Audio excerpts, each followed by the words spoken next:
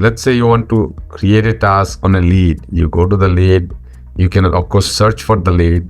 Once you find the lead, in 360 view, you scroll down, you see the activities. There are three things you see.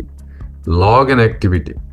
Log and activity means something that you already completed. You talk to someone, you call them not through Veloxy, but you want to log it. You tap on log and activity. You can type in whatever subject you want. In the type, you should see a type called phone call, and then you start voice dictating.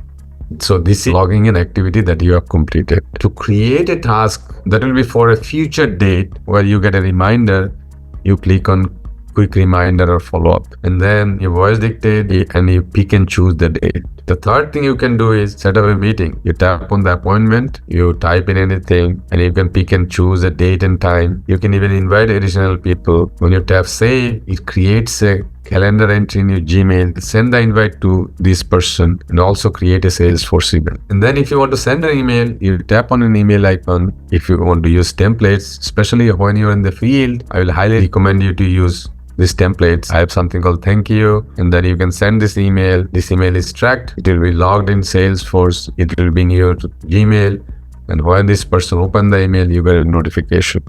So as you can see, while you are in the field, you can do almost everything that you need to do.